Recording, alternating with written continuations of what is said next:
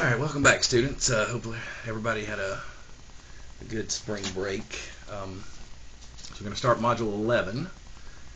So we're on page 1. Module 11, Topic 1, Area of Quadrilaterals. Standard for this lesson is GR 4.4. We're going to solve mathematical and real-world problems involving the area of two-dimensional figures. And you guys are going to be able to find the areas of quadrilaterals after this. Let's start on the warm-up here. I'm going to go over this one because some good info. Alright, so it says true or false for the following statements. Number 1, all trapezoids are quadrilaterals. Okay, so, well, the quadrilateral has 4 sides. I'm going to move because it's going to screw with the it's going to keep blurring it out. Anyway, quadrilateral is a 4-sided figure, and trapezoids have 4 sides. So for number 1, that is true. That's what I want to write. Oh, see, this is. Hold on, man, this thing is just the pits. Hello. Okay, there we go. Sorry. Ugh, goodness. All right, number 2. All trapezoids are parallelograms. Okay, so a parallelogram is a quadrilateral that has 2 parallel sides, or I'm sorry, 2 pairs of parallel sides, where a trapezoid only has 1 pair of parallel sides. So therefore, number 2 is going to be false. Ease out. There we go. All right, number 3. If a polygon is a trapezoid, then it cannot be a parallelogram. Okay, so a trapezoid has at least 1 pair of parallel sides, while a parallelogram has 2 pair. A trapezoid can be a parallelogram if it has 2 pair of parallel sides, and then it's an isosceles trapezoid. So the answer to this is false. Right, my pen is still being as crazy as this camera. All right, number 4. The 2 non-parallel sides of a trapezoid must be congruent. All right, so the 2 non-parallel sides of a trapezoid, they don't have to be congruent. That would only be in an isosceles trapezoid they would, but otherwise no, they don't have to be, so the answer for that one's false. And then number 5, a trapezoid cannot contain a right angle, and a right trapezoid is a trapezoid with at least 1 right angle, so this is false. So give me 1 moment. Should have wrote these in before, and I apologize. And let's see.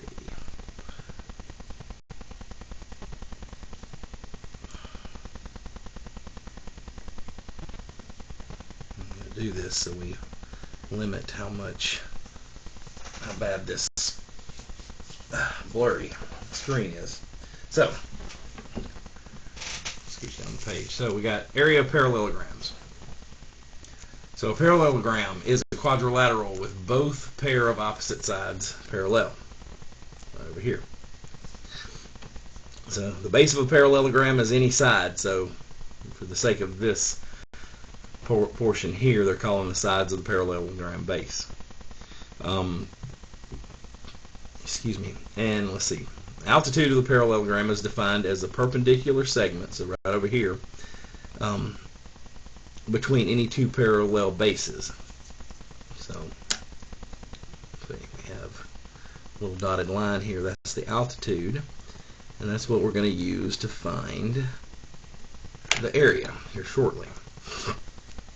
Alright, so the height of a parallelogram is the length of the altitude, so there you go. And you can use the area addition postulate and decomposition to develop the formula for an area of a parallelogram. The decomposition is not just a body decaying, it's also we're separating a figure into 2 or more non-overlapping parts. So, like here, we're cutting the parallelogram and moving that side over here so it makes like a rectangle. And this is where we're getting, you can't see, but below, that's where we're getting the formula. So I'm going to scooch down the page so we can see this. So postulate 11.1, that's the area addition postulate. So the area of a region is the sum of the areas of the non-overlapping parts. Find the area of a parallelogram. You imagine cutting off a right triangle from one side of the parallelogram and translating the triangle to the other side to form a rectangle with the same base. So key concept, the area of a parallelogram. The area A of a parallelogram is the product of the base and its corresponding height. So area equals base times height. Simple enough. Now we're going to, as we move down the page, let me get all this. I'm going to leave the formula in view. Oh goodness, sorry. I'm trying to make it worth our time here. So down here we're going to have to find the height of the parallelogram. That's the altitude, and we're going to use this triangle here to, in the Pythagorean theorem, to find the height, and then part B is to find the area. Of course, we got to have the height first. So find the height. Well, again, we have a right triangle. This side is 7. You notice always across from the right angle, always across from the box. That's the hypotenuse. So this is our c squared. This would be our a squared. Instead of b, well, we'll say b, but it's the height is what we're going to end up with. So in here, because we have the hypotenuse, anytime we have it, we're going to subtract to find one side. If we need it, then we're going to add to get the hypotenuse. But here, c squared is going to be a squared minus b squared. C squared minus a squared is going to give us b squared. C is 25, a is 7, and we're looking for b. So 25 squared is 625, 7 squared is 49, so b squared equals 576. Well, we need b, not b squared, so we're going to take square root, and the square root of 576 is 24. Yes, I have to double check. Okay? Oops. Alright, so down here, our area equals base times height. So this is our base, so 23 times our height. That was, I know it says b, and don't let the b's confuse you. This is the b here for this triangle, which is our height, which is 24.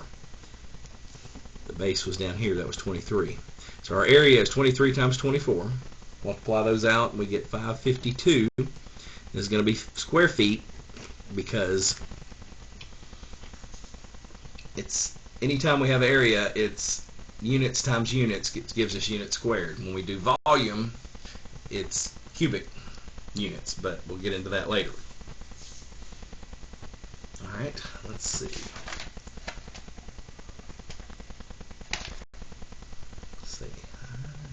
Tell you what, even though number 2 should technically be a you do, I'm going to go ahead and do this just because we're a little out of practice. You guys, I know you had spring break, and then we've worked on circles in between the right triangles and trig and all that good stuff, so you guys are a little rusty, so I'm going to try to get you through here. So over here we have our right triangle. So again, we have our hypotenuse. It's across from the box. So again, it's going to be c squared minus a squared equals b squared. This being b, this being a, this being c. So 17 squared minus 8 squared is going to give us this, our altitude or our height. 17 squared is 289. 8 squared is 64. Subtract those and you get 225. And we take our square root. Square root of 225 is 15. Alright, so down here our area equals base times height. Our base is the length of one of our side, our base, remember we call all 4 sides base here. But the base is 21, and the height, that was our altitude we found, was 15. Multiply those together, we get 315 square centimeters.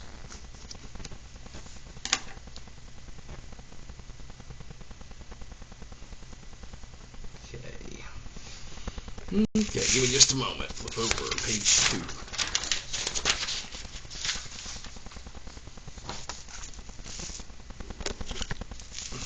Okay. See if we can zoom. Yeah, there we go. Zoom out just a little. This corner is not going to stay. Okay. So page 2, top of the page, number 3 on the left. I try to make this easy. You guys tend to make it harder, and I'm just being honest. So if we go back to, so now we're looking again. We've got a parallelogram. We're looking for the height. We're doing that over here. Now, see, this is a 90-degree angle. That's a 45. So that means that's 45. So this is a 45, 45, 90 triangle. Oh my goodness. That is just terrible. So on our reference sheet, I don't have it with me, but we do, and you will have those for the test. We know that the two sides are x, or the same, and the hypotenuse is x times the square root of 2. Let me make sure I'm right. I hate that count. I'm sorry. Well, we're not looking for the hypotenuse there. We're looking for this. Well, if this is 9, then this is 9. So our height is 9. Okay? With me? This was 9. See, these are two the same. This is a 45, 45, 90. So, there's our height is 9. Equals base times height. So here's a base, 17. Our height, 9. Multiply those together, and we get 153 square yards. Yards squared.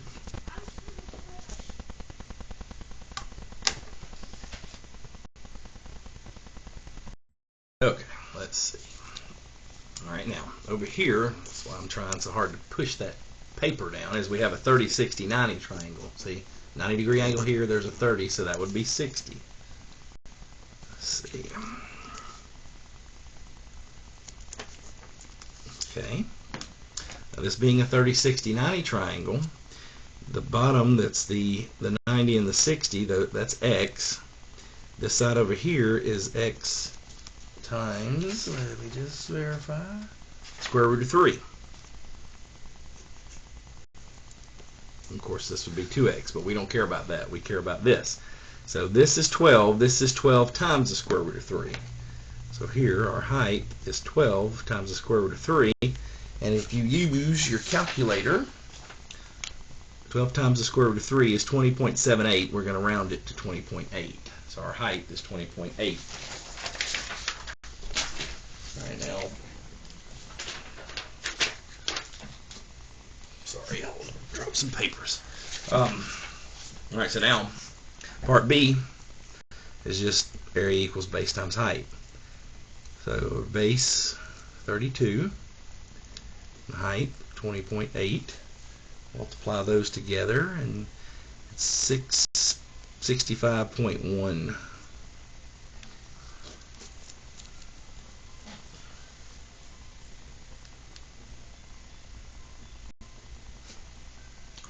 All right.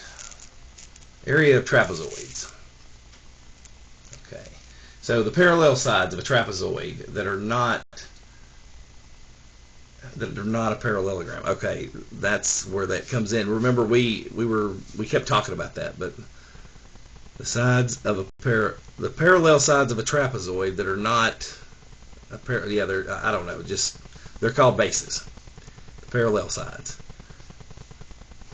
So we come down here, you'll see base 1, base 2. It's just one base and the other. We're going to add them together, and of course by the not transitive. Hold on, give me a second. Brain just went. Anyway, it won't matter if this plus this is the same as this plus this. God, my brain just went out for a minute. Getting aggravated. So they're gonna show you how they're coming up with this formula. I've never been as interested in how we get there. Just tell me the formula and I'll plug it in. But some of us learn differently, and that's how we're going to learn it. So You can use rigid transformations in the area addition postulate to develop the formula for the area of a trapezoid. So imagine performing a composition of transformations.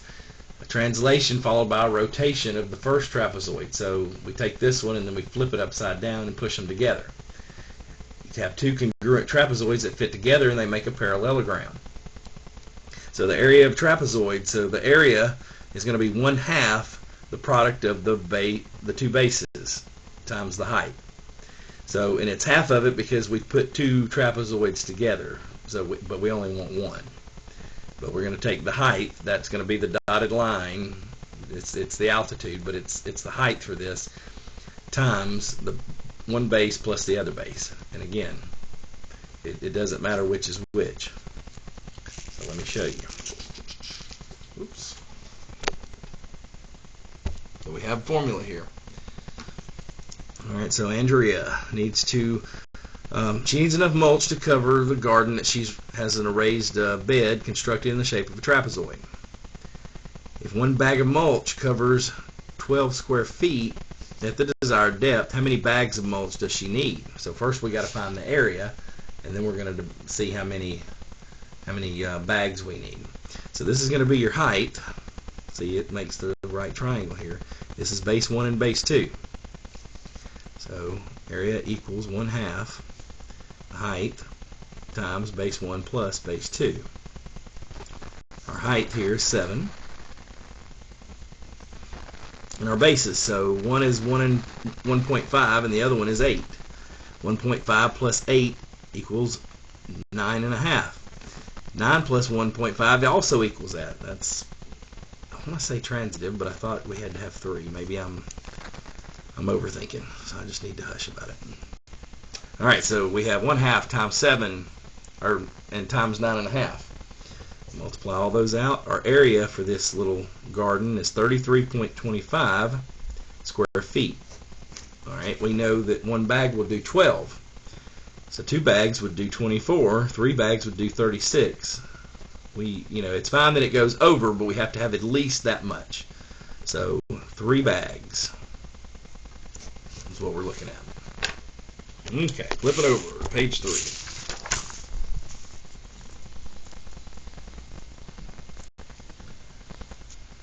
All right, top of page 3, number 6. Miguel wants to cover the top of the desk with butcher paper before working on a project for his art class.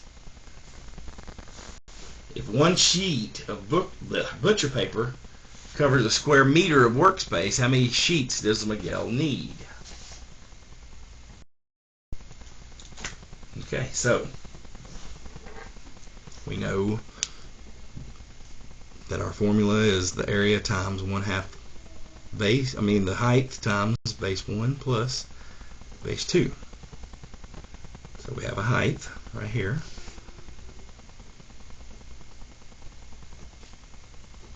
Okay, 1.8 and 1.2. 1.8 plus 1.2 equals 3. 1.2 plus 1.8 also equals 3.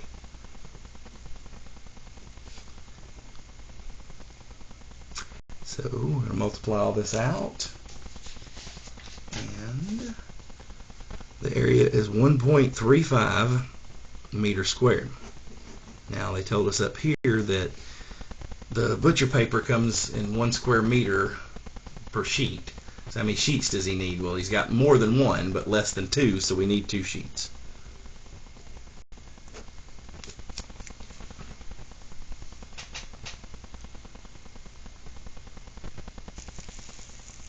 Okay, number 7. I'm going to do this one because it's a little tricky and move stuff around in the office, and I do not know where my compass and protractor are, so I'm going to just do this the best we can by hand. So we're going to do our altitude from the end here. We're going to do that over here too. I'll show you why in just a moment. So we only need to find the one side, but this is going to come in handy. Alright, so up here, from here to here is 2. And the 4 goes from here to here. But notice we have, if you follow the line down from here to here, it's 2. It's 2 up here, it's 2 down here. This is 4 to 4. Well, this splits this in half. So we have 1, we have 1. We needed to know this because we're going to use Pythagorean theorem to get that. That's why I said we needed to do both sides. So this time we're looking for the hypotenuse. Did I do that right? Yes. So we had, no, we're not looking for it. This that threw me off. I thought it was pointing there. These two are congruent. So it's c squared again minus a squared equals b squared. This being your c, this being your a, this being your b. So we have 3 squared minus 1 squared equals b squared. 3 squared is 9, 1 squared is 1. So b squared equals 8. We take the square root of both, so b equals the square root of 8, which is 2.83 if you use your calculator. So our height is 2.83. So now the area, it's 1/2 of the height times the base 1 plus base 2. Oops. So our height was 2.83. Our bases are 4 plus 2. Never mind this extra junk, it's just what the bases are. So 4 plus 2 is 6. Multiply all this out, and our area is 8.4 something. We round up to 8.5 centimeters squared. Sorry, it's being like that. Okay, moving down the page. We've got a little bit left here on page 3. We'll roll over to page 4 to finish up. Just gotta do some stuff here. So we're going to talk about rhombi and kites. So area of kites and rhombi. So recall that a rhombus is a parallelogram with all 4 sides congruent. So it's like a square, the difference being the square had the 4 90-degree angles, the rhombus does not. A kite's a quadrilateral with exactly 2 pair of consecutive congruent sides, so next to each other, consecutive. These are all 4. Alright, so key concept, our area of a rhombus or a kite, the area A is going to be 1/2 of the product of the lengths of the diagonals. Diagonal 1, diagonal 2. So we're just multiplying the diagonals together and then taking half of that. You can either multiply it by 0.5 or you divide it by 2. That's how we get half. So, see, there we go. Flip over to page 4. So 8 and 9 at the top. I'm doing one of these. You guys, this is simple stuff. I mean, so again, our area is 1/2 diagonal 1 times diagonal 2. So I'm going to write this out. So one of our diagonals is 10. One of them is 18. So 1/2 of 10 times 18. Well, 10 times 18 is 180. And 1/2 of 180 is 90. You guys shouldn't even need to do the math on that. We have done that so much, dealing with 180 and 90 and all that stuff. You guys should have that down, no problem. So anyway, the area of a rhombus, 1/2 of the product of diagonals. Diagonal 1 times diagonal 2. Diagonal 1, diagonal 2, take half. So number 9, here's your 2 diagonals. Here's your formula. Good luck to you. Easy stuff. I'm about to do, so over here, now I'm going to save us some time and pain. We have centimeters here, and they give us the area in inches. I'm going to convert this for you. This is 22 inches. 1 inch is 2.54 centimeters. We could do all the math, but just trust me, I'm going to convert it because it made it too difficult to convert when we did this in class. So our area is the 1/2 diagonal 1 times diagonal 2. So here we have the area. The area is 92. We're plugging in 1/2. Diagonal 1 is 22 inches. Diagonal 2 is x.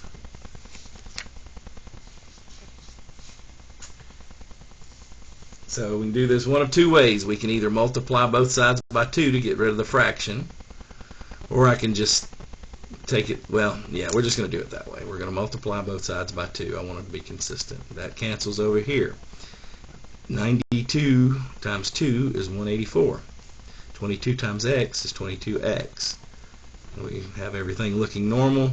184 divided by 22 tells us that x is 8.4 inches. It just saved us all the converting. I'm going to go ahead and do the last two. They're both a little different. Let's get them both in the screen. Try to disrupt the camera as little as possible. Okay. Alright. Number 11. In rhombus ABCD, AE equals 7.3 inches. If the area is 96 square inches, find the value of x and the length of each diagonal. Alright, so one diagonal is AC and one diagonal is BD, and then we'll find x. Just do some coloring. Okay, so if these two are congruent, this guy's 7.3, this guy's 7.3, this guy's x, this guy's x. Alright, so AC is 7.3 plus 7.3, which is 14.6. BD right now is x plus x, or 2x. The area equals 1/2 of diagonal 1 times diagonal 2. So we have diagonal 1, that's 14.6. Diagonal 2 right now is 2x. We got to solve for x, and we have the area. The area was 96. So I'm going to multiply both sides by 2 to get rid of the fraction. 96 times 2 is 1. Oops, hold on. It's 192. Sorry, I thought that looked wrong. 192.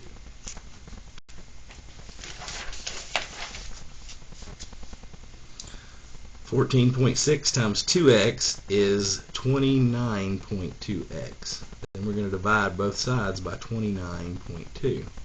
When you divide 192 by 29.2, x equals 6.6. So there's x, and then BD is 6.6 plus 6.6 because it was x plus x.